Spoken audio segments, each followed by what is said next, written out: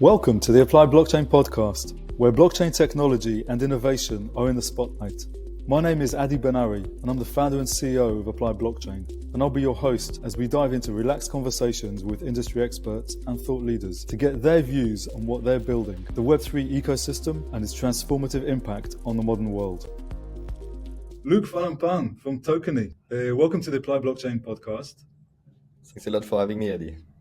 Okay, I'm really looking forward to this conversation. We've known each other for a little bit, and I've got a lot of questions for you, so I hope you're ready. I am, I hope. Okay, good. First of all, give us a little bit of background about yourself. Who you are, how you got into the space, how did you get to this position? Please.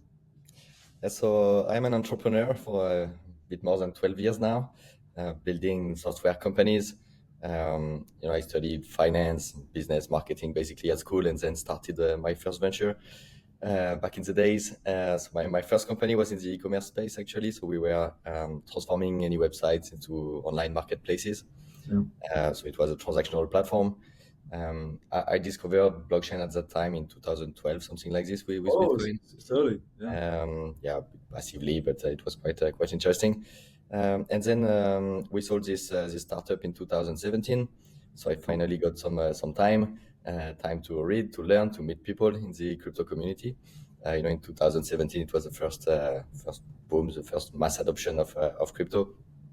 And a few months later, we were thinking that if we could bring good assets, what we call today real world assets, on this infrastructure, that would be quite nice. So we didn't at the pretension to improve the whole infrastructure and the blockchain part, but we are like, we know to build nice applications, business applications, digital ones. So we are like, okay, we can probably bring a good UX and bring good assets with all the compliance aspect on this infrastructure. Yeah. So that's what we are doing now for almost 7 years. Yeah, amazing, super interesting. Right, I want to drill deeper into some of this. Okay, so what was it about the blockchain that made you think that this brings any improvement to real world assets and the way they're treated today? It's a direct access to transact. It's really this notion of control that was really interesting to me at the beginning. That you can manage your own assets, you can take your own decisions, and then when you do a transaction, it goes fast, without intermediaries, without all of these complexities that nobody understands in finance, even people working in finance, because finance is in silos, so it's hard to see what is happening. Yeah. So I was thinking that if we could bring everything on the same shared IT infrastructure, it will help, definitively. And over the years, blockchain networks improved a lot. So now I really appreciate this real-time impressions that you get when you use blockchain. Mm-hmm. You just click and it's done, and it's just amazing. Yeah. You don't need to call your bankers and wait for two weeks to make something done. Yeah, no, it's amazing. I keep telling people that we receive about half of our revenue in USDC. Yeah, that's amazing. So this is for like consulting and project work and so on. So we, for me, people send me an email that they've sent the money. And before the email before I can see it in my inbox, I can already see it in the blockchain explorer. It's exactly this. We had this when we started. So we got our first customer in 2018, and at the beginning we were charging in Bitcoins. Yeah. So that was great because nobody can tell you, the payment is lost somewhere, it will take time. No, either you did the payment or you didn't do the payment. Yeah. So the payment is instant. But I guess when I think about assets and exchanging assets, for me, kind of what you described of sort of having less parties involved and having this kind of single view, single ledger, single system where stuff happens, is a technical efficiency, right? It's like the technology enabling a smoother process, a safer process with less process, really, right? And thanks to this better technology, you get at the end a better user experience. So of course we still have a lot of things to fix in terms of UX in the blockchain space, but this idea that you can make things happen in a very short period of time by yourself, it's for me that's a game changer. Good. So on this journey, so you saw the blockchain technology. Okay, you saw a potentially good application for it of deploying real world assets. Then you must have looked at the blockchain technology options that were out there. And I'm guessing a big part of this would have been, well, there's private blockchains which started to emerge probably when you first started. And then there was public Ethereum, which was and maybe some other blockchains. What did you decide, and kind of what drove your decision around that? We are strong believers in public blockchains, of course. It's where we see the most value. However, we understood since day one that it will not be that easy for financial institutions to go on public blockchains. We chose the EVM technology stack, so the Ethereum virtual machine stack, because we could build smart contracts, we could build advanced technologies. The R3 Corda at that time was very a closed environment, so anyway, it was not really accessible for us. So we started with Ethereum. We were probably one of the first platforms to add Polygon when it was released. And it was very much needed because Ethereum at that time started to be very expensive and it was slow anyway. So it was very good to add another network. Today we are compatible with any EVM network. We can add networks to optimize our platform in a matter of weeks. We already have a dozen of blockchain networks. It can be public or it can be private, as long as it is EVM, because our smart contracts are in Solidity. But it's quite chain agnostic. We really use the blockchain. You really have smart contracts, and our platform is leveraging the smart contracts. But you can switch from one network to another quite easily. So our clients are not blocked in one blockchain network forever. They can even keep the same smart contract addresses when they migrate to another network. So we really see the future with an hybrid environment, basically, where you have a mix between private blockchains, public blockchains, and some stuff in between, especially for on-chain settlement. Because seeing the assets moving on chain is okay. It's good for transparency, but seeing the cash moving in relating to these assets is maybe too much in terms of privacy. So there's still some improvements to do. I think the privacy part is the only part we didn't crack yet. Okay, let's get to that later because we're going to get to it. But before we get there, a few other things to unpack. So maybe just give us an idea of the types of assets and the volumes that you've had to date on the platform, because I think it's quite impressive. And people should know. Yeah, so our platform is a SaaS platform, so it's not us tokenizing assets, or it's not us defining what is tokenized or anything. However, we have some data. We don't have all the data. Some of our clients are not putting the NAV, the net asset value of the asset on our platform. It's their choice, but we still have some data. In 2021, we did a fundraising, so we asked our clients. We asked them what is the value of all of these tokens that you deployed, and we reached a number which was $28 billion of assets already in 2021. So we are probably much more than that now, especially with the type of clients we have now. We see these clients putting more and more data on chain, but it's still the beginning. For some months they are tokenizing assets, enriching these assets with compliance rules, and step by step they are adding asset data, but it's still the beginning. So it's probably much more than that. We have more and more activity in terms of blockchain events managed by the platform. It's in billions of transactions, so it's actually quite nice. But we are a white label platform, so we don't really control what our clients are doing. Of course, we're helping them to be successful, but we are only a tech provider. Got it. Okay, so they can basically run the platform and then do their own activity, and that's their business. Right? One of the things that people don't usually understand too much is that most of our clients are either tokenizing new assets, so they do fundraising, or they tokenize existing assets. So most of the payments are not on chain yet. Most of the large investors, institutions, they don't use stablecoins yet. So most of the payments, the cash leg, are not on chain. So it's hard to see on chain the values, the TVL that is added on chain. So the assets are represented. It's already a good first step. But most of the time, for the primary markets, the payments are not done in stablecoin. So that's why our clients, first, they don't want to share too much information when they are financial institutions, and second, even when they want, it's hard for them to be listed in all of the RWA listing and directories because the TVL is not appearing like this on the blockchain. Yeah, okay, fair enough. And look, who are the typical clients? Like, who are the ones that actually, what types of companies come to you and actually...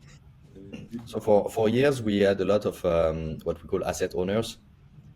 typically, I don't know, family office with a few buildings, and they wanted to tokenize that to get some liquidity or to leverage this assets. Yeah. But for the last 12, 18 months, it really shifted towards financial institutions like asset managers, banks, fund administrators, some exchanges or distributors, so really financial institutions who wants to get the capability to tokenize assets, to manage these tokenized assets for their clients. So basically to propose, to provide new services to their clients based on tokenization technologies.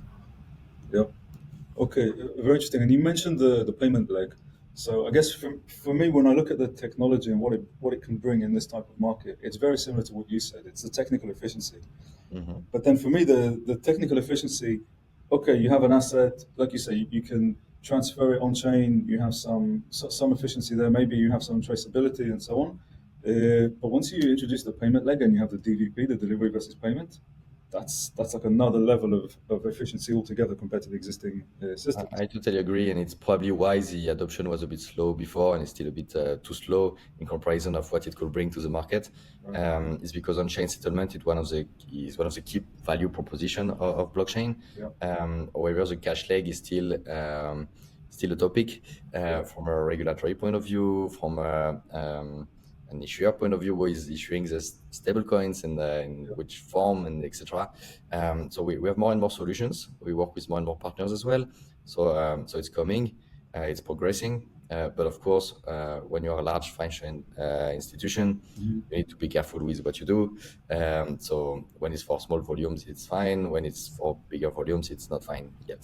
Do you have anyone who has implemented the cash leg? Yes, we have many issuers accepting as well stablecoin payments. Yeah. I don't even know if we have one accepting only stablecoins Yeah. or crypto. Usually they accept the fiat part as well. Yeah. In the past, we got a client who told us we don't have a bank account. We'll accept only USDC, so we just need a wallet. Yeah. Like, wow, that's amazing. It's starting. In reality, when you issue financial products, it's usually mandatory to have a bank account. So even if you don't use it too much to receive the subscription, usually you need a depository bank or you need some players. So it's not that easy, but technically it is possible to tokenize an asset and to not have a bank account and just receive funds in your smart contract directly for instant settlement. You pay as investor, you get back your securities. Technically, we have all of this. Yeah. Okay. And I guess if I summarize this from my perspective, I think about the barriers that I'm aware of. I guess of implementing the cash leg. I guess one of them would be, um, I guess the comfort level of the institution or the issuer with Exactly. various stable coins. Mhm. Right. Probably depends on the type of entity they are, like how they see the risk in those and how comfortable they are. I guess the second would be regulation, which is probably closely linked to that as well. Mhm. Um, and then, Yes, because the stable coins are first. It's a new animal, so it's not easy yeah, for them to understand and to use. But there is also a big issue with the stable coins is that they are permissionless. yeah, So you need to manage properly your wallets, etc. And it's difficult to control them. So they need a full custody wallet provider. All of this is new for them. yeah, What we do with our clients, it's mostly permissioned cash coins. So yeah, these tokens are controlled, and you can enforce any type of compliance rules you want as well. yeah, So nobody can lose their cash token, which makes a big difference. yeah, Because if nobody can help you when you lose access to your wallet with hundreds of thousands of dollars in this wallet, it's an issue for asset managers. yeah. Okay. And then shifting to a slightly different topic. So I guess one of the other advantages that we think on blockchain is potentially adding liquidity, right, around an Mhm. asset. Now, I guess part of the barrier to that or the restriction would come from regulation, which might say if this is a security, then this is who you can sell it to, you can market to, who can access it, right? Do you see, like, from what you see, are you aware of kind of anyone being able to take advantage of more liquidity? Are there certain asset types where people are kind of able to break through and then bring more liquidity to an asset because they're issuing it on a blockchain? So it will come. For the moment, where we add value with tokenization is mostly to for operational efficiency gains. So it's nice as financial institutions save some cost and their operations are a bit faster. But the next part that is coming very soon, I think, because we're getting there now, is really to bring more value on the buy side as for investors. So ultimately liquidity, but there's a path to get there. Probably we will start seeing more and more collateralization of these assets, which is some kind of form of liquidity. So you can leverage your assets to borrow money, to do other things that are a bit complex today, and then step-by-step liquidity. So when we tokenize public instruments, stocks or large bonds or that kind of things, yes, it's nice because you can control your token by yourself, but you can also buy these assets directly on the stock exchange. So it doesn't change. It's not a game changer in my opinion, not yet. However, more and more will tokenize alternative funds or that kind of assets. And this is really game changer because today, if you want to invest in a closed-end fund, you're blocked in this fund for years. So by default, most people don't want to invest in these funds. Only the large institutionals can do that because they can wait for 10 years anyway. There's no liquidity, right? I guess. Yeah. So step by step, if we tokenize this, we can create, we can reduce the liquidity cost. We'll never do like high frequency trading of that type of funds, but at least you can exit if you need to. You can collateralize it more easily. You can do more things with this assets, which I think is very interesting.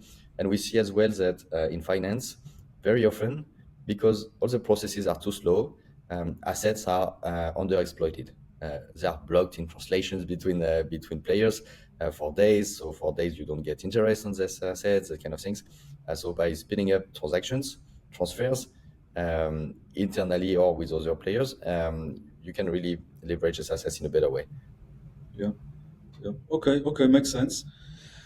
Luke, one of the other topics I wanted to cover was, I guess, in this journey, one of the decisions you made, as well as kind of supporting the different blockchains, was actually going ahead and creating a token standard. Right? To take us through this. Yeah, it's a long journey. So we didn't want to create a standard. We were back in the day small company. We tried to use what was there already, ERC20 tokens and other things. And what was good is that we were working with clients in production. Since 2018, we have clients want to tokenize assets. Yeah. So every client was coming with his law firm, his legal counsel. So we benefited from all of this projects, and we saw all the challenges and got so much feedback from different lawyers and regulators, etc. So very quickly we could understand that even if securities rules are different all around the world, they have the same concept.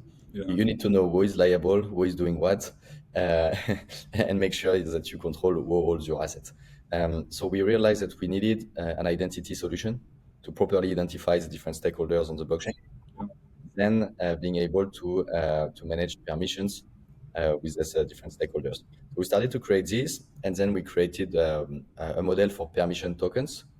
So basically, we check it's a smart contract and check in live for every transfer if you are eligible or not to receive these tokens. Right, and that's in the contract itself, right? Exactly. So at the end, we came up with a suite of smart contracts. We decided to open source all of the smart contracts. So by default, you have like 6 smart contracts. You have the token and other compliant smart contracts. Yeah.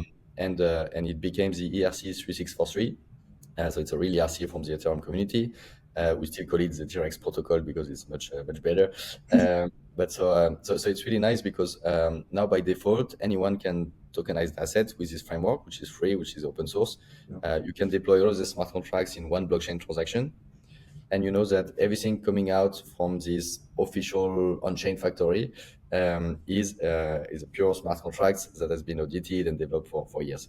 So every token issued by this on-chain smart contract is respecting all the rules, and you have a full community of members now of our non-profit association working together to build the standard of tokenization and using the same set of smart contracts.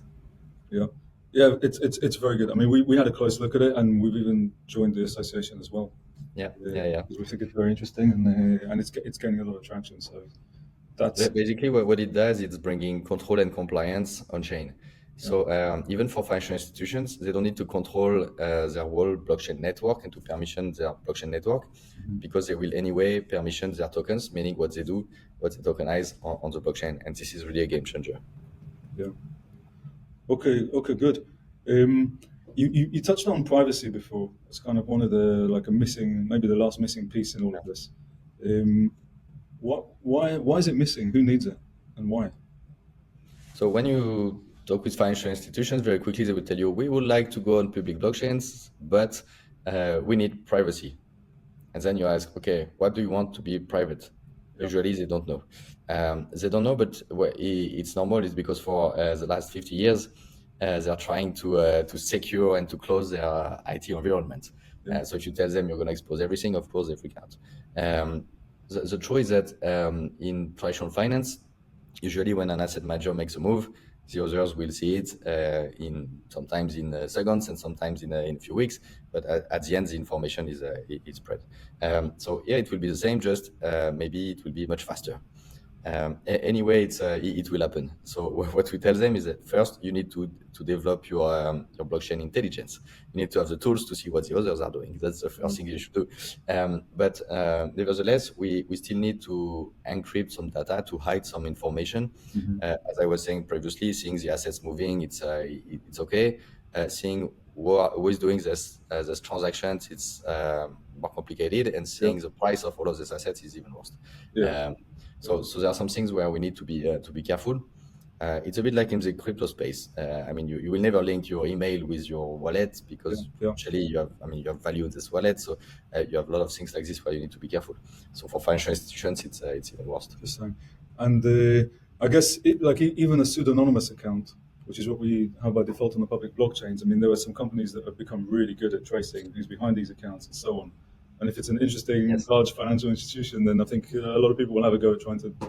Yeah, so with our model, what is good is that with digital identities, you can blurry a bit the things, because you can change wallets very easily. And so the wallet itself is less important, because anyway, you have this link with your account abstraction, with your digital identity. But definitely, some people will always track this activity. So you need to be careful. Yeah. So I guess one of the things we did in the last few months when we joined the ERC 3643 Association, we have our silent data platform, which adds privacy, enables you to add privacy to smart contracts. So we took the standard ERC 3643 contract and added privacy and demonstrated that. We did this at Consensus earlier in the year. What were your thoughts when you see this? I think it's great, and it's really moving in the right direction. What is hard is that there are great technologies and great players like Applied Blockchain working on that kind of thing. So I'm very confident that we will crack the technology part very soon, actually, if it's not done yet with what you've done. However, it's more about the operational workflows and what needs to be private, because we use the blockchain as a source of data to build the cap table and to track ownership. So we can hide some data, we can encrypt some data, but you still have some players who need this data. For example, the transfer agent, you still need to know from where it's going, from where it's coming and where it's going. So you still need some people who can easily encrypt, decrypt this data, and it depends on every project, the role of every player in every project. So it's not easy to standardize. Yeah, it's actually, I mean, we did a lot of experimentation over the years with the technologies to try and really see what's the best way to implement this. So we experimented, first of all, with native cryptography. So we did, initially just encrypting data on chain, then using MPC, and we did some experiments with multi-party computation, then zero knowledge proofs. But we kind of saw the restrictions there of what you could do on chain. You could validate, but then you couldn't do much. And then now we're seeing fully homomorphic encryption, which allows you to actually execute and run comparisons on chain. We're seeing some limitations around that as well, though, in that your encryption and decryption key needs to be the same one if you're bringing data together, and that's quite a big limitation. So we've ended up with a solution where we're using secure enclaves, like Intel SGX, and that allows us to have an environment where all the contracts see each other, so you can have the full validations in the contract for multiple parties, and then the security is implemented, the privacy is implemented at the perimeter. so that each party with their key can only access the data that the smart contract says that they can see. Yeah. And that way we completely allow people with their own keys to access specific data based on completely dynamic rules in the smart contract, right? And this is exactly what is needed because so for every tokenization project, you have an issuer, then you have some agents, some administrators. Yeah. It's more or less complicated. Sometimes you have one, sometimes you have three different companies. Then you have investors, you have potential investors, and all of these players can see or not different type of data points. And sometimes they can do things, sometimes they are not allowed to do things. It's not easy to distribute securities, legally speaking. For example, if you're not allowed to distribute in the US, you cannot show the legal documentation to a US person. It's not as easy as saying we put all the data on chain and we have all the transactions on chain. We need to manage permissions. So I think we did with the protocols as the first step to say, okay, who is doing what? And now indeed we need to go into more control of the data itself with some privacy solutions like the one you developed. Yeah. Okay, good. And look, finally, I want to kind of touch on the future, right? I had a couple of conversations with people at banks in the last week or so, where two people separately said to me that they were specifically talking about equities being on chain. They said to me, "Not in your lifetime." What do you think of that? I hope it will be in our lifetime, but indeed it's not the low-hanging fruit for tokenization. Yeah. Why? Mostly because with equity you are subject to corporate laws, and it can be quite complicated. In most countries, it's very complex to transfer shares of private equity. You also have a lot of different rules for shareholders. Shareholder agreements can be more or less complicated. You have preemption rights, that kind of things. It's very hard to automate. But when you need the opinion of everybody before you do something, it's hard to automate. And also there is not too much incentives, I would say, because it's not because you will tokenize that suddenly you will get liquidity. Yeah, it's a very liquid markets already, right? Super. Yeah, so I think there's some needs. There are some needs for pre-IPO companies or for large companies who could do something else than an IPO maybe. But it needs to be much more mature in order to convince your shareholders. When you have 200 shareholders and you prepare your IPO, it's usually not the moment to say, "Hey, we're gonna tokenize everything." Oh, what is gonna happen with my shares? So it needs to be a bit more mature in terms of industry, I think, to not freak out people.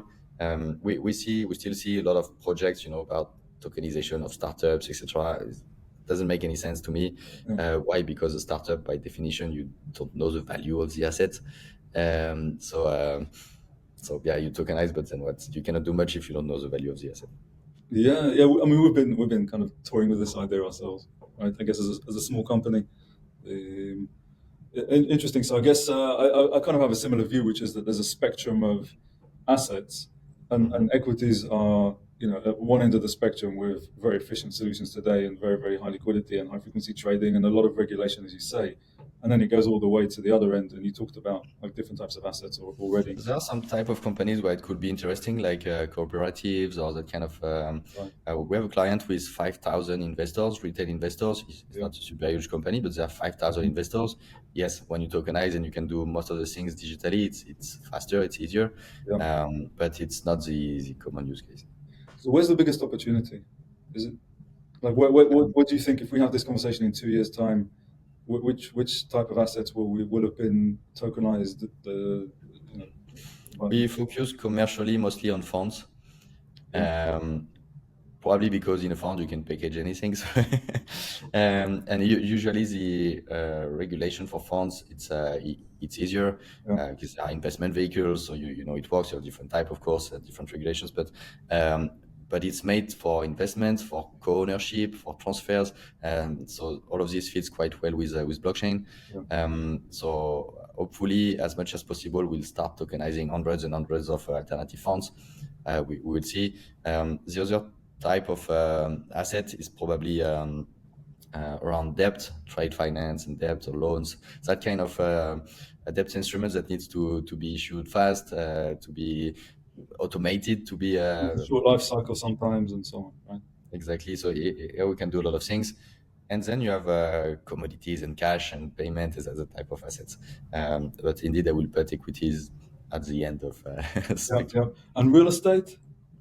Yeah, so real estate can take very various forms, but funds most of the time, or some types of equities specific for real estate. So usually it's lighters and Yeah. traditional equities, um, or debt instruments sometimes as well. But yeah, we do a lot of real estate, a bit less for the last 12 months because the market is a bit slowed down in real estate. But Yeah. it's, I think, still the main asset that is being tokenized today. Yeah. Very good. And Luke, my closing question, which I ask all our guests, is can you recommend some source of information? It could be a book, a podcast, something that you kind of think is actually that that you listen to or that you read or that you would recommend to others. Yeah, I would say two things. First, you have some big newsletters, the CoinDesk and Blockworks and etc. I will not say it's extremely in detail or extremely interesting, but it really shows what people are talking about. Yeah. So to follow this industry that is going so fast is very important to read them, to see what's going on.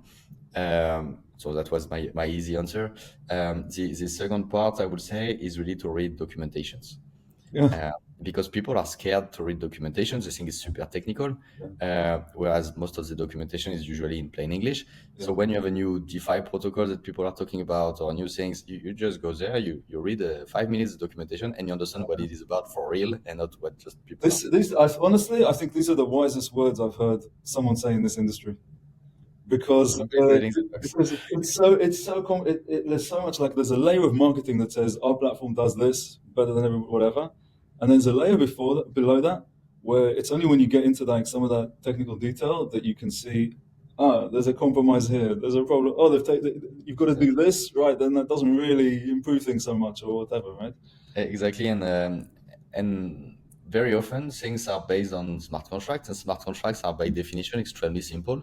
Yeah. It's very light code. Yes. It's very hard to do because you cannot do mistakes, but it's light. So usually it's quite easy to understand how it works and what is it doing for real. Yeah.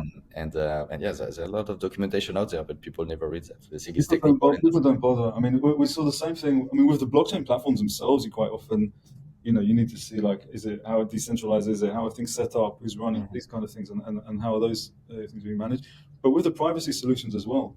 I mean, for example, with the fully homomorphic one, it's only when we went into the details that realized that actually you have to have the same decryption key to process together, and that's still a huge limitation, especially when you look at these kinds of use cases.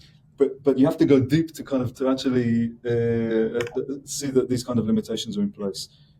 So yeah, I mean, most of these solutions have some kind of moving forward over here, but maybe making some other compromise over there, or some trust assumptions or other assumptions that you kind of have to say for your use cases. Of course, everything has limitations, so you need to understand a bit where they are, and eventually to get ideas to improve them. But if nobody reads the docs, it's just marketing, and 6 months later there's something new that is more trendy, and we didn't progress. So yeah. One of the predictions I had for the industry, which was optimistic, I think, was that we'll go from, especially investors, looking at just the marketing layer and actually more due diligence on what's under the bonnet. I think so, and actually the financial institutions will help for that because they have to understand what they're doing. They have to identify the risk when they do something. They have stronger risk management by exactly, yes. So I think it's going to progress indeed. I agree with you. We hope. Okay, good. On that note, Luc, thank you very much. I really appreciate your time. I know how busy you are. Amazing achievements, and I'm really glad that through the association and so on, we can be part of this journey as well. So thank you very much. Thanks for having me. Thanks for joining the association, and I think it's just the beginning. Good. Take care. Thank you. Thank you for listening to the Applied Blockchain podcast. Make sure you follow us on LinkedIn and Twitter for more updates. I hope you enjoyed today's episode, and if you did, please let us know by leaving a review and clicking subscribe. Until next time.